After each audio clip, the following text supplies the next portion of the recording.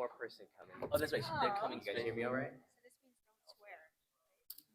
Yeah, yeah. Well, in theory. In theory.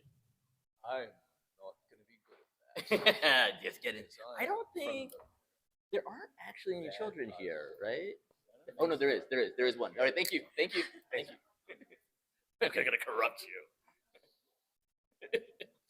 Cover her ears. You asked me like altruist. And you're like, no. We're gonna. Yeah. Get ready. Yeah. This is where it happens. Yep. Or you want to wait for Alpha? Yeah. We'll give it a couple. Yeah, no, do that. Well, chat a little bit. Well, thanks for everyone. Thanks for coming to my AAPI representation panel. It's great to see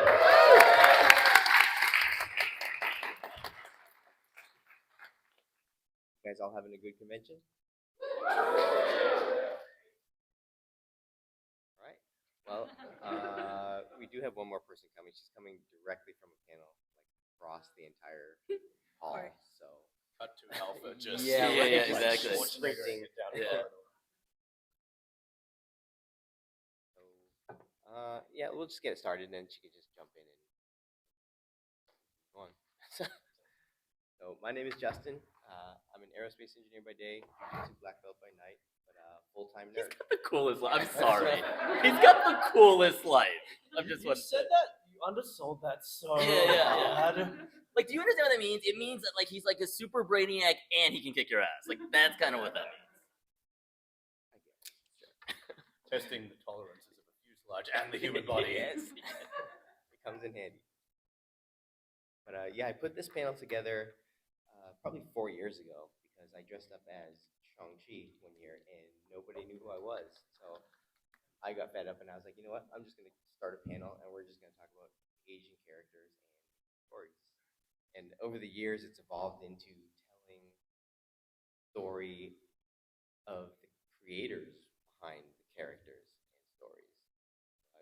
I try to gather a different group of people every year, and you guys know all the amazing things that they work on. Just go down the aisle and introduce ourselves. Hi everyone. So good to see you. Just took the train down from LA, which is amazing. Convenient. I highly recommend it. I am Michelle Sugihara. I run an organization called CAPE, which stands for Coalition of Asian Pacific Development. Thank you all for coming. We are the world's longest running nonprofit supporting Asian and Pacific Islander people, culture, and stories in film and television. More recently, video games. Very excited to be here. Next year, we celebrate our 35th anniversary, and certainly we've seen a lot of changes. Yeah, give that up. Thank you. I appreciate it. I'm not a founder, so I can't take the credit. So happy to share the good word on that. And really, for us, it's about what are the stories being told and who are telling them. Really excited to hear from my panelists, fellow panelists today, of what it's like from behind the screen on the page to create what ultimately ends up screen. For having me.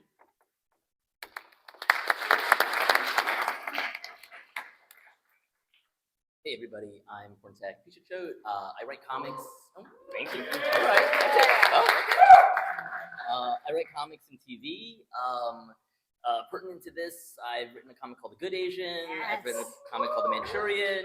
I had a comic come out yesterday that was part of Exquisite Corpses with a new image book that came out, and just this morning, I was announced to be writing Absolute Green Arrow for DC. And I've written some television. Cloak and Dagger and 2 Cents Horror Stories and stuff like that. That's me. Alpha, that was the best timing. Yeah, I know. Sorry, I'm not mentioning my name like we have. Oh, so she's But- You're the amazing Alpha. Just in time for your intro. Really, yeah. We were just doing it down the line. Yeah, introduce yourself. Hello, everyone. Thank you so much for being here. You want to take a sec? You need some water? No, this is me. I just come from the Marvel panel, but this is important to me. Aw. So thank you for being here to hear our stories, and I can't wait to hear you. Thank you. I would genuinely most I'm gonna do all my panels running in from now on. Like that is so the way. That is so the way. Yeah, it is. Your turn. Yeah, Yeah, literally, just came at the exact moment. I'm Desmond Chiam.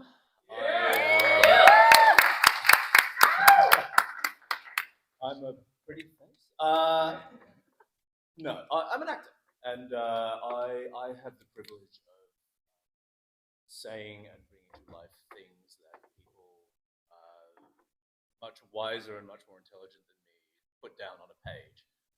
So yeah, and for some reason people respond to that. But you also do have a pretty face. Thank you.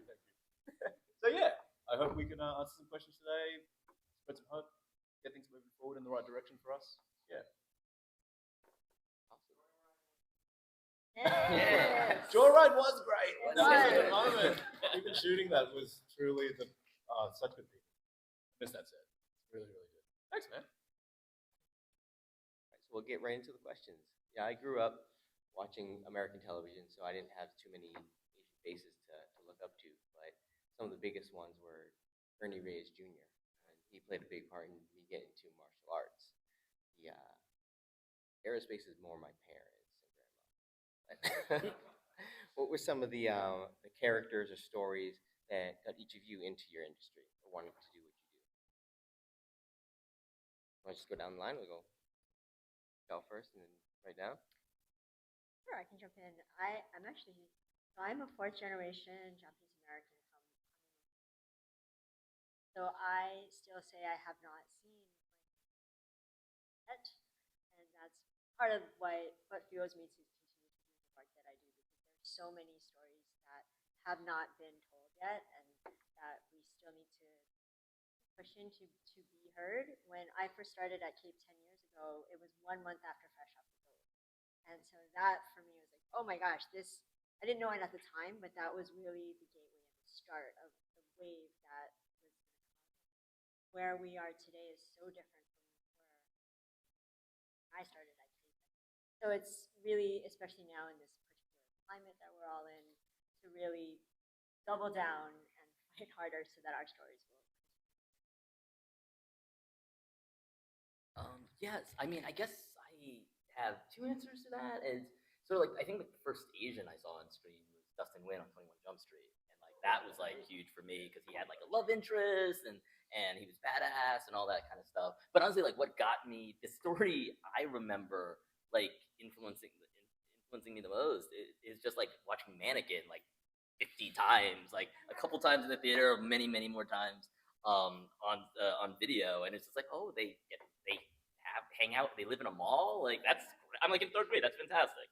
What more do I want than that? So yeah, I feel like those are my two big inspirations: is Dustin Nguyen and Mannequin, starring Andrew McCarthy. And Andrew McCarthy and Kim Cattrall. Yeah. Street Fighter 2, Nice. Chun-Li. Nice. Yes, inspiration. And little did I know that playing that video game so much would actually help out my career. Because that's what I do now. I do voices for video games. And because I played video games so much, and then, I had characters that I could relate to or look up to as well. Okay, I couldn't do the spinning verb because you can't go upside down and spin your legs. But because I saw her doing that, I was like, that's cool. I started taking martial arts lessons.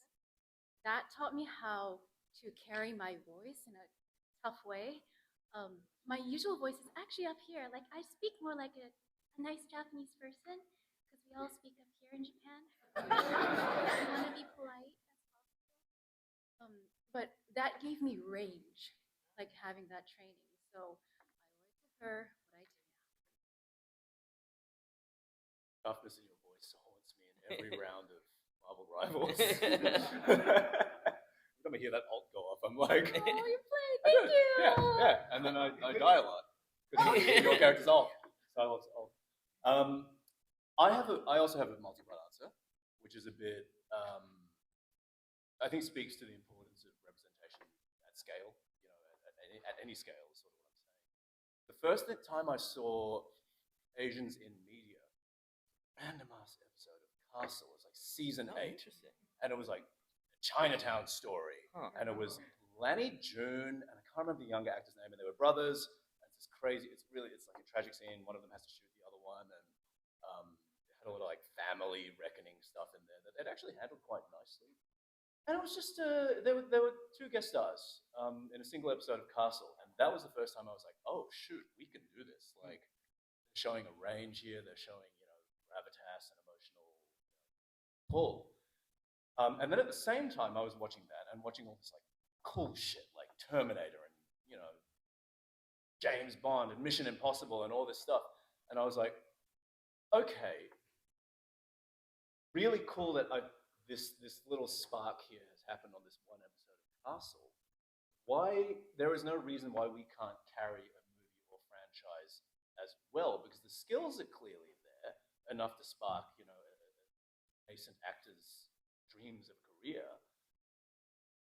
Surely there's a world in which we can make these 2 things overlap, and that's kind of the journey that I think a lot of other people have been on. Everyone's giant's shoulders. But yeah, I think those are the 2 sort of core memories of like, oh, that's kind of cool. Why can't we do that? And that was an important lesson. So you have a pretty diverse background. You started out as a lawyer to producer, to teaching, and acting a little bit. Oh, I would not say that. I'll leave that to Des. We'll say improv. Yes, I did. Can you tell us a little about that personal journey that got you to where you are now in the position of Kate? Yes. So I was a good Asian daughter. I went straight to law school after college, and actually, I really enjoyed being a lawyer. It's something that you can learn something new every day, which I did that for over a decade. And it was during then I was practicing entertainment law, some business law, and that's when I first learned about tape. I went to an event and put on with another group that I was part of, and then what is this organization? How do I learn more? How do I get involved? So I was actually a volunteer for CAPE for 5 years before I got hired full-time. At the time, they had an executive director, and then when she stepped down, I got the job description forwarded to me by like 20 different people. They're like, you should do this. This is perfect for you. And so I applied. It was like an 8-month process that culminated in like 45-minute presentation to the board. And so like all of like my training beforehand, with being a lawyer, being able to speak publicly. I started improv when I was a lawyer because my thought was it would help me with speaking off the cuff and being able to spar with people and not be so in my head. And so that was something that has carried me through today. I love improv. I think everybody, no matter who you are, should consider taking an improv course. And it's something that I brought into a lot of our curriculum that we teach at CAPE through our fellowships. Just how do you yes and something? How do you build from one place to get to another place? It's like the most, I would say it's the best communication tool because there's no scripts, no sets, no wardrobe, nothing. It's you and your scene partner, and you're building something from nothing. That's really what life is. Like, it's not a dress rehearsal. We're actually in conversation with people, in negotiations with people.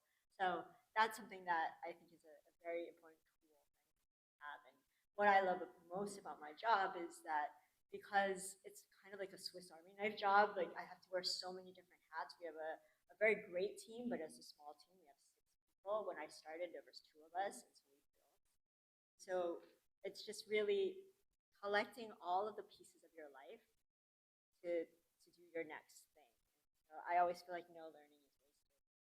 I love that about my job.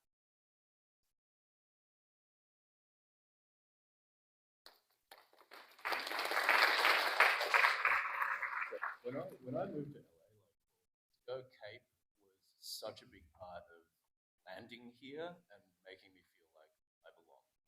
Can I just say, like those initial events that I went to, got here with other Aussie lads who had come over, it was really nice. It made us feel like there was something going on and there was a future. Props to you. I think for that, I'm gonna shout out my head of comms, Justin. Jess Yeah, Vu she is keeps a tabs on legend. everybody. I think Yeah. she knew who you were, and she Yeah. brought you into the family. This is like the best stalker you can ever ask for because she knows Yes. what everyone is doing and where they are. It's kind of Encyclopedic. Desmond, you actually started out in law also.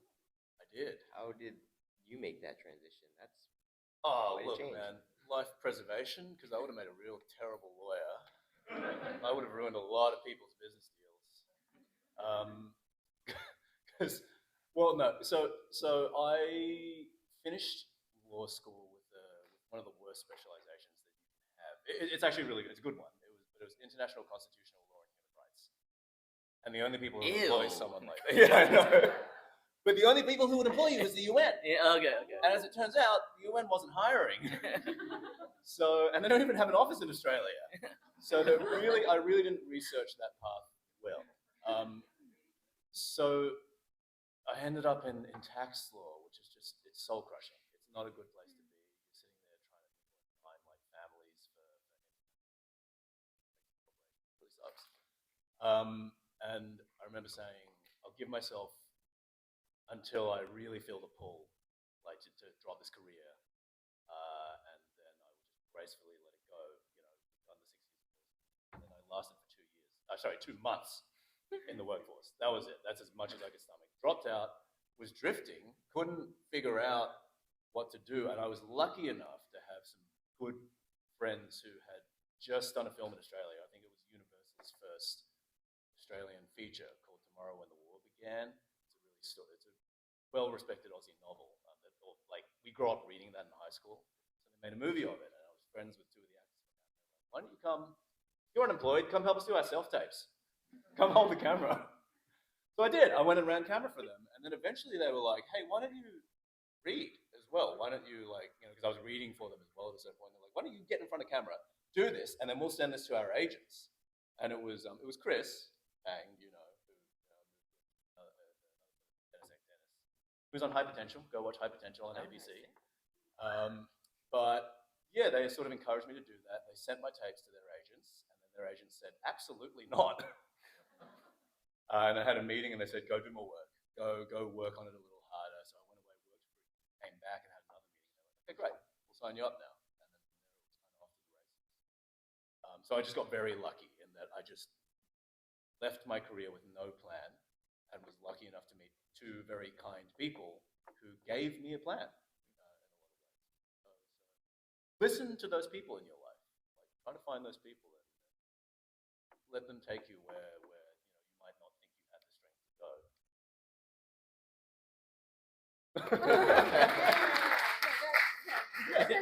And that's Struck hard. oh, I'm glad. So Alpha, you actually grew up in Japan. Mhm. So how did you overcome that pressure to pursue a traditional career path to be able to do what you want to do? Oh, yes. Coming to LA is very traditional and not becoming a lawyer or a doctor. I was born and raised in Tokyo, and it was to a family of, my father's a scientist. My brother's name is Alpha. No, that's my name. Alpha is my name. My brother's name is Beta. Alpha and Beta. And he is a professor of chemistry, and Arthur is a tea ceremony teacher. Cannot get any more traditional than that. When you enter high school in Japan, you automatically have to choose a path. There's 2 paths. There's science and there's literature. And I remember saying to my teachers, well, I want to go into arts. And they said, "We don't know how to help you." And this is a little bit before Google. There was no way to find my path. And it really was, I would go to the library, find books on how to go to America, how to study abroad. So that was a very sad and lonely journey. But once I came here, I feel like I found home in Los Angeles. You always say that friends are the family you choose. No, I do love my natal family. Don't get me wrong. And I've really been blessed with friends, and a lot of them are involved in CAVE, and yeah, so thank you for all those events and like welcoming us and getting us connected. But it wasn't until I left my own country that I began to appreciate it. I grew up despising where I was coming from, which is a very sad thing. Japan is a country that is small, it's very contained. Once I came here, I learned about my own country, my own origin, from people that have gone there, have seen what the beauty is about. And so I'm very, very grateful that a lot of people are visiting Japan right now and they're like, oh, I love Japan. I want to go back again. I'm like, thank you. Okay, like that's just a little bit of courage for me to say, okay, I come from an okay place. Sorry, I'll try. That's so weird. That's sort of like internet, very similar. Because I grew up with a big contempt for Australia as well. I think wherever you sort of come from, you have a bit of contempt for. It's in such a weird beautiful way. country. Well, thank you. Because now I'm where you're at. I have a much healthier relationship. Well, I find it well just because I feel like everyone in America is like, I'd move to Japan in a second if I could. Like, the food, all this, the manga, the stuff, like all that. But that was normal when you're there. You don't see what's so special about Yeah. it. Yeah. Thank you. Pornsak, your career has spanned so many different aspects within the comic TV. Can you tell us how you successfully transitioned through that? The different positions, editor to head of DC's television. Yeah. A lot of it is falling ass backwards, to be completely honest. So I got my start as a comic book editor, and I completely fell ass backwards into that job. I was not looking for a full-time job, but the editor-in-chief of Vertigo was a woman by the name of Karen Berger, and I was a huge fan of hers. And so my only ambition was to say I had met her. I took the meeting to be like, I could say I met her. And then she invited me to take an editing test. She invited me for another interview, and then she gave me the job. And I was just like, this is cool. I've been taking temp jobs for like 6 months, and maybe this will last longer. And I was there for like 7 years. And then they, after 7 years there, they kind of headhunted me and brought me out here to LA, where I started DC's TV department and worked on the Arrowverse set of shows and all that kind of stuff. And there was no plan on that. In fact, there was the opposite of the plan.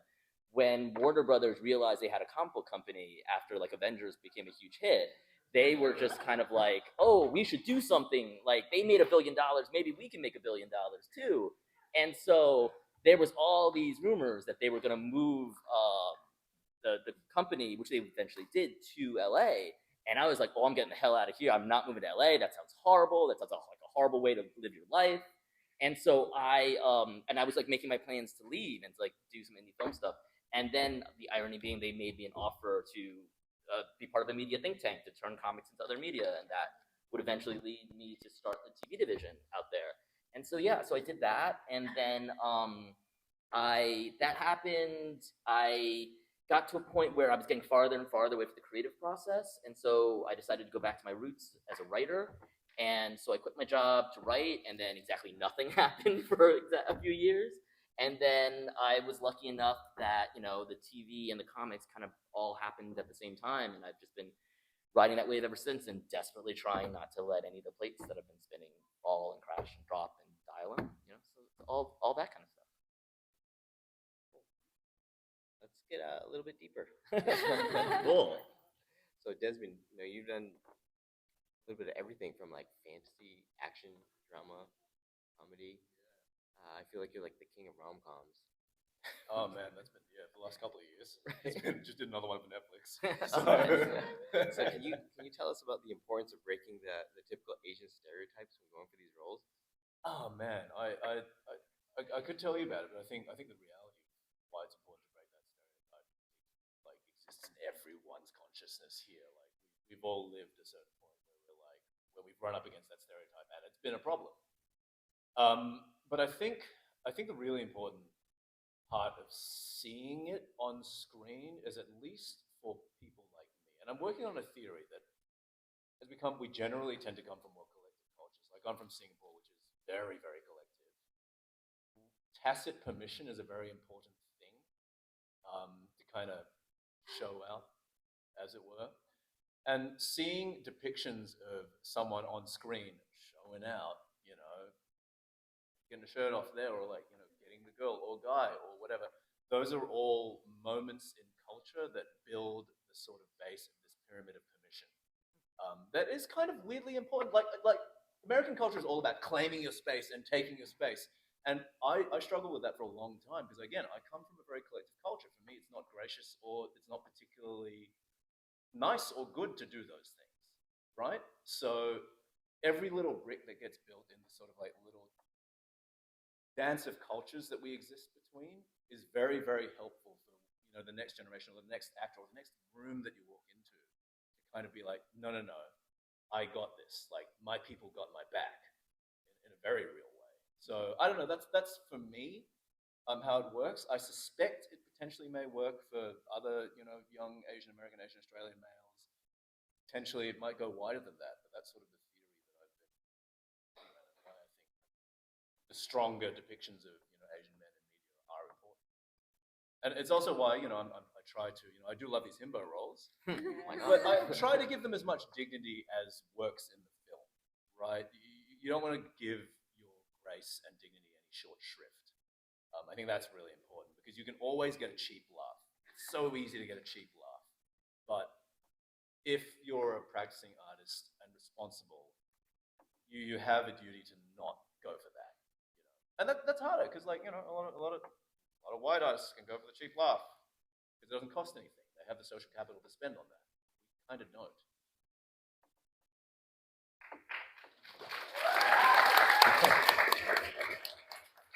Gotta appreciate the end there. Sorry. So, Alpha, how did your personal experiences growing up, your cultural heritage, influence most of your voice acting performances? Well, when I was starting out as a voice actor, well, first of all, I was in musical theater. And then I quickly learned that being in LA, I live in Los Angeles. Being in Los Angeles, there are no theaters. Like, Or books. or books. Or books. Like, where are they? Like, we have no bookstores. We have Pantages. Who else can name another theater? Hollywood Bowl doesn't count. Come on now. Slow your roll there, I buddy. heard ArcLight. ArcLight is a movie theater, and it's not even there anymore. I quickly learned that it's not the place, and I tried to go to New York. I went to visit. Lots of theater, also cold and hot and humid. Let's stay in Los Angeles. So I switched gears into working voiceover, which I was very fortunate to be able to have a career there. But being a voice actor, my expectations of the work was that I am not seen. I can be anyone. That wasn't quite true. And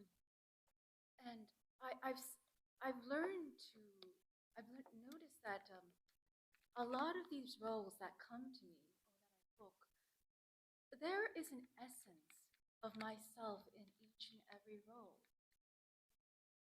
I've started to learn from the community that, like, the audiences of the game, how important that is to them, that I am representing something, that's something relatable to them, especially to an Asian audience or player. The fact that I am from a certain heritage and playing that character means a lot to them. They can find themselves as a superhero. That just makes my heart really warm. I didn't notice that. I was being egotistical, and I just like, I want to be Princess Rose. I want to be like cute giraffes. Do I want to be giraffes? I don't know why I said that. And it's to the point where no, it's not about me. It's always about the story. It's always about thank you writers. It's always about the characters and how I can tell their story. So the more that I can bring something from myself, my own experiences, even growing up in a slightly oppressed situation, if that can influence and also expand the story of the characters, that means the world to me.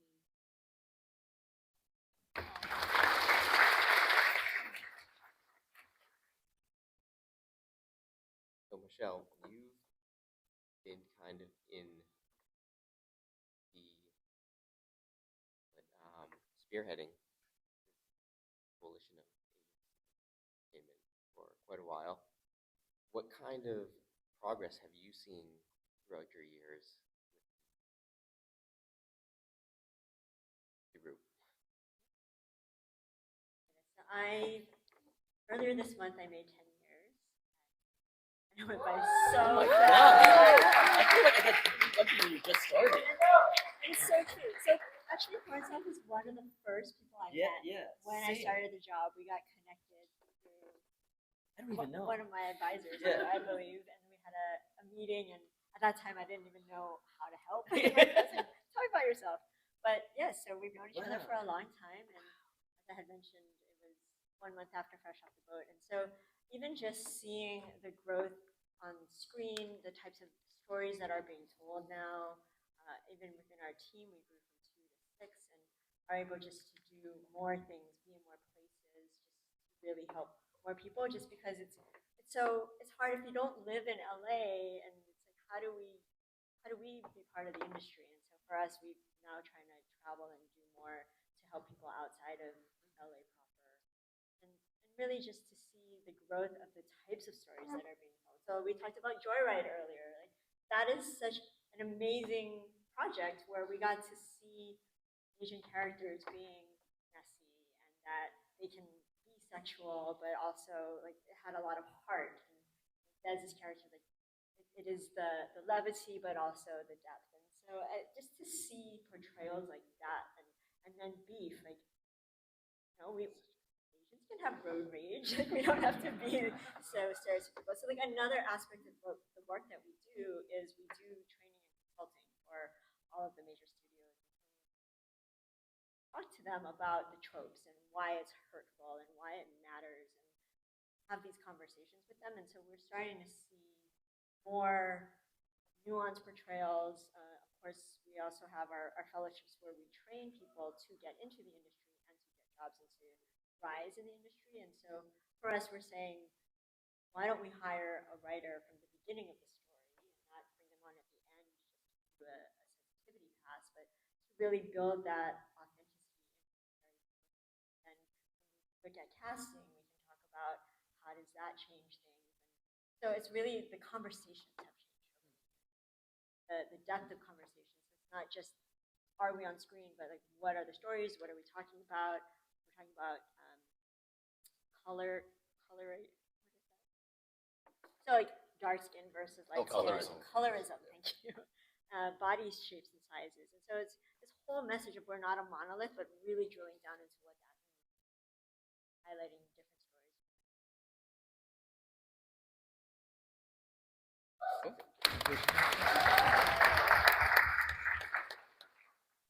That kind of leads into Pornsak. Your comics focus heavily on the Asian influence. So how does your cultural background and personal experiences go into writing these stories? I mean, my personal experiences and cultural background is all of it. It's where it starts. I mean, a lot of my work starts from the thing that kind of gets me jazzed as a writer is just engaging in conversations that I don't see anybody having. And so that's what gets me excited, and that's the stuff I want to write about. And with with Asian Americans, there's a lot. There was a huge field to choose from, and so that was the important thing to me. And as we talk, and this is why it's a really interesting place that we are right now, and there are some steps forward and there's some steps back. But just even the question of just what Asian American themes are was something that integral to the part of my book, where it was that Latinos, they represent all these different countries, but at the end of the day, they have language unifying them together. Like Asian Americans, we don't even have that. So when we say something is an Asian American theme, what the hell? What does that mean? We eat starch? What does that mean? So yeah. So the part of the reason why I wrote The Good Asian was to get at that a little bit. When we talk about the things that link Asian Americans together, what exactly are those things? Is it the second generation experience? Is that the immigrant experience? And what are those pieces I put together? And it's one of the reasons why The Good Asian For anyone who doesn't know, The Good Asian takes place in 1936. It is a genre I made up called Chinatown Noir. It follows a Chinese American, one of the first Chinese American detectives when he comes to San Francisco Chinatown for the first time. In classic noir fashion, he stumbles on a mystery, stumbles on a conspiracy. But what it's really about is between 1882 to 1943, there was a ban on all Chinese immigrants coming into America. It was America's first immigration ban. So it's about the Chinese Americans at that time and how they found their sense of being an American and how they found their sense of identity kind of wrapped up in a murder mystery. And the reason why I wanted to do something set in the past was I thought there was no way we could talk about what Asian Americans are without looking at our roots and how we got here. And when you start in that way, you realize like, oh wow, the entire system that we've built immigration on in this country and is so problematic was based on keeping Chinese people out. And since then, that is everything was based on that system.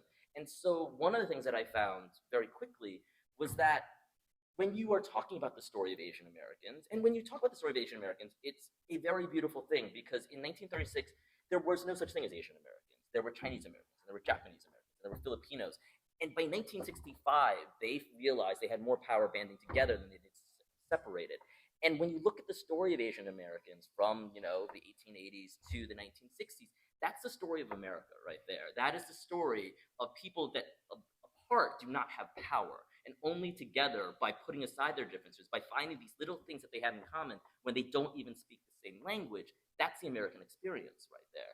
So much of, where I start from with my work is that very personal kind of like, why don't I see these things? Why don't I feel these things? Why don't I see an Asian man who can be messy and sexual and flawed and all those things? And then start uncovering, well, what's the history of that? Where, and the history of that to me is important too, because when you look at the history of that, sometimes, we can make these steps forward, in my opinion, that are actually steps back, where we go from, oh, well, we want more representation, but now all of a sudden, everyone is perfect again. And everyone was perfect because, like, back in the 1930s, everyone was a criminal and all that kind of stuff.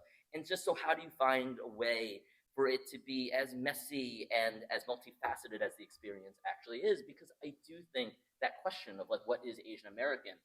I've been looking at it in my work for a while now, and I still don't have an answer, and that's a good thing, I think. And I think it's part of this project that I think all of us are here are doing and trying to define that, kind of writing those rules in public. Wow, professor.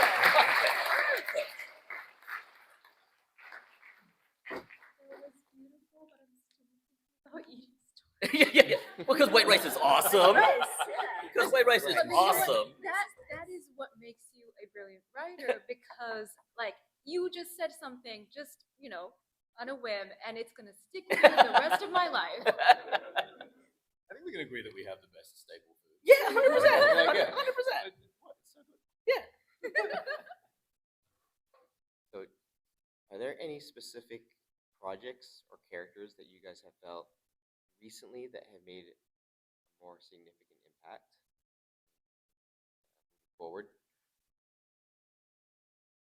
I mean, I honestly think just excellence makes the best impact. So just like, to me, like, when I see something like Beef, and that's just so good, and it is a, Asian cast all the way through, and it's nominated for all these Emmys, like, that is, that to me just, like, makes it undeniable. And I think, unfortunately, we are still at that stage where the work needs to be undeniable, and every time I see something undeniable, that gives me hope. I think we, from an actor's perspective, a lot of us have an issue where we can't see the forest for the trees sometimes. I think sometimes we get a little caught up in the politics of it all. And that does take away from our ability to execute competently. Like, if I'm not focusing on craft and art first, then it doesn't matter what I do on screen. The message will be wrong. You know what I mean? So many of us focus on, like, getting the thesis out there with our acting as opposed to getting the emotion and character connection out there. That's our job as actors. You kind of have to think of it as, like, isolated parts on an assembly line. If we don't do the best job that we can as an actor in terms of just thinking about our craft and what's the most interesting and fun choice we can make in this scene that will be entertaining the audiences so they don't wander away and make a bowl of popcorn, then we're making the fight harder than it needs to be, regardless of the message of whatever media we happen to be acting in. So I think being good, and that's a real Asian way to put it. Just be really good. Just be really, really good. Don't be bad at all. Just be good. But it's true. It is true. You have to be excellent. We're still in that era where, like, the moment you show any weakness, you're gone. Yeah. They'll write you off. I feel like there are more opportunities and things are moving forward. Around 10 years ago, there was a beautiful, beautiful stop motion film called Kubo and the Two Strings. I don't know. Oh, of course, yes! I had a teeny tiny part in that, but I really, really love that movie. It was beautiful, but I don't think it got the credit it could have had because the casting got a lot of backlash because it was not in line with what the characters looked like. And you can argue that, okay, well, we can't see them, like, it's all right. But the fact that the audience was becoming aware of it, that was a sign. Now, fast forward, the creative Kubo, Shannon Tyndall, he made a film and it came out last year. It's called Ultraman. Starring Mr. Christopher Chan. Who should be up here? Who should be up here? 3 seats here, dude. You can fill up all 3 of them. It's massive in the shoulder. The fact that, so this was the same writer, but the production had moved forward in a way that they chose someone so perfect. The story was about an Japanese American character. He is it. And you can see that, oh wow, now it's becoming real. He's bringing something real to the character, and it's resonating with the people who watch it. So thank you, Hollywood. Yes. Thank you, Christopher Shaw. Also, a shout out to John Aoshima. Oh yeah. Yes. Yeah. Yes. Amazing director. You guys have any current projects in the work that you want to plug while we're here? I know Desmond's got a pretty amazing movie coming out pretty Ooh. soon. Share. I'm starting a YouTube channel. No, I'm just kidding. Mortal Kombat 2.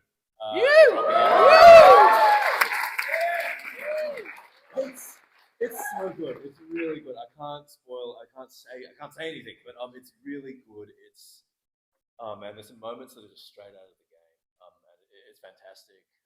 Tournament structure is back. The fights are off the charts, man. Shout out to Stuntman. Shout out to Malai and Mike. Choreographed the whole thing. They are incredible. It's so good to work with. All the actors went through the beats. They really had us in those rooms at 4 a.m. doing like 2-hour stunt trainings before shoot days, and it shows. Yeah, October 24th, guys. I think 24th or 23rd, something around that. Something around the spooky season. And it'll be really good. Watch the That's trailer. really good. Yeah. Oh man, I'm a huge gamer, so to finally get to be a part of the series that my cousins beat me up in all the time. Didn't let their younger cousin even win one. It's really, really special. It's special to be part of that. I will definitely be watching. Yes, I grew up on Mortal Kombat. Yeah, nice. There's a comic book writer by the name of James Tynan and with an artist Michael Walsh. They created a great book called Exquisite Corpses. I got to be one of the writers working in that writer's room.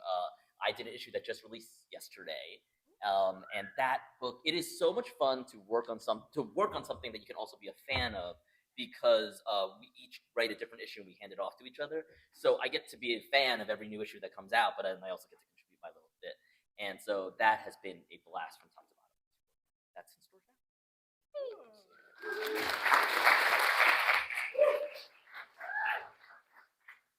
Oh, I am currently in a video game called Marvel Rivals. Yes, I'm playing Psylocke. She is a British woman trapped inside a Japanese woman's body, but also a little bit vice versa. And then she turns into a name called Kanyan. And I went into a whole soul searching of that. I went to the Boston Museum to find all those Kuan Yin statues. Wow. But anyways, Marvel is also coming. Okay, they also just released a new video game called Marvel Mystic Mayhem, MMM, and I also got to play Psylocke in that as well. I did audition twice. They wouldn't just cast me. It's the same developers. I did have to audition twice, but I got the role, and I think that is a affirmation to myself. Okay, I'm doing the Japanese things right. Yes, yeah.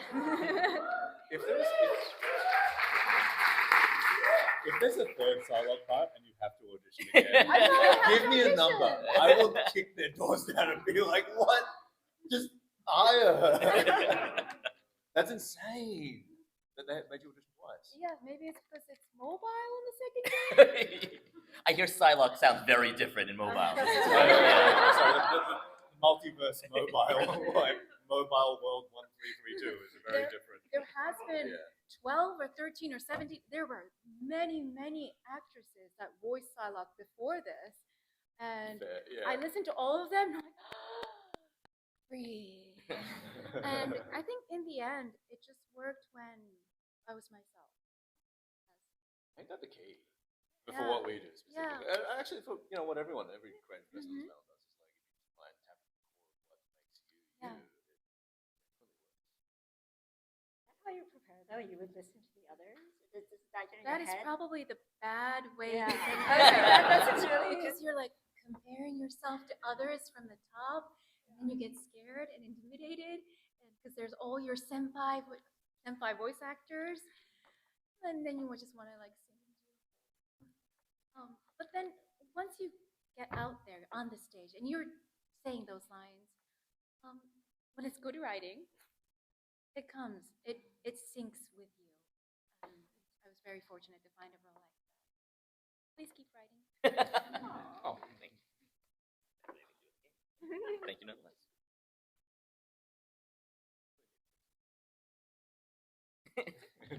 In Marvel Rivals, I'm so bad. Guys, you ever see my screen name pop up on your What is your screen name? No, I don't. Coward, you You coward. can't just say that and leave that out there. No, I can't. I will. Well, we got about 2 minutes left, so where can we find you guys? Either during the convention or on social media. Wanna go? Oh, okay. Well, I'm a moving target, so you're not gonna find me at this convention. I'm not gonna stay in one place for too long. But online, I am real_Psak on Instagram and Pornsak on Blue Sky and whatever the letters are after that on Blue Sky. Yeah, those are my things. On social, you can find me at Alpha Takahashi. It's mainly pink and purple stuff. And throughout this weekend, I'll be with my Marvel castmates. We're actually real life friends, so That's cool. yes, we're doing events and also just hanging out together. Tomorrow I do have another signing. I forgot what time it was. I'm sorry. And there's a lot of Marvel video games activation tomorrow at their booth. I promise you, I'm stalking all of you right now. I will say, I'm not just on my phone. I am on panels and signings, and for the life of me, I cannot remember when they are. Right? But on my Instagram, they are all there, so I don't have to remember. Are they on the back of your badge? What's that? Don't they put it on the back of your They badge? do? Oh, wait. Yeah. No, they don't. They do. Just- Some of them. Like No. panels on the back. I've been coming here for like 12 years, and this is like complete news to me. Wait, really? No. I might be wrong. I don't about, see like, this. signings. Maybe You I'm- find a badge. Okay, I could be wrong. I might Tell just give Yeah, you yeah. false. All right, where can we find I'm you? I following think that's like the Mortal Kombat badge, where they tell you where you need to be. Maybe it's like, oh, this actor will Yeah, yeah, yeah, immediately get lost. Yeah, in yeah, the exactly, direction. exactly, yeah. Let's make the responsible choice. Yeah. Yeah, your badge says Ethical rule 1, choice. check badge. Yeah. You can find me at Des Chiam, DESCHIAM, on Instagram. That's the practice. Yeah. So find us there. And then for us, you can find KBUSA on Instagram, LinkedIn, and we're starting. Wow, We're she's we're doing dipping TikTok. We're dipping our toe into I can't TikTok. wait to see that. So we'll see that, and then my personal is MICHSUGI. So it's the first half of both my names. Right, and I think that's about all we can do. Thank you, Thank you, everybody. everybody. Thank you. Thank you, Justin. Thank you, Justin. Thank you, Justin. Love how you find 4 years Justin. running. I mean, I'm on Instagram, and that's about it. JT_Otero. Yeah. Last question. Are you dressing up tomorrow? I am not dressing up this weekend. I Oh. am so busy. I don't have Damn. time for dressing up. Wow. I know. His partner is. His partner's doing it in the class. Oh. Okay. Sorry, I didn't mean to. Yeah. But Sorry, thanks Mr. again, President. everybody, for coming, and hope to see you again next year. Thank you guys for coming.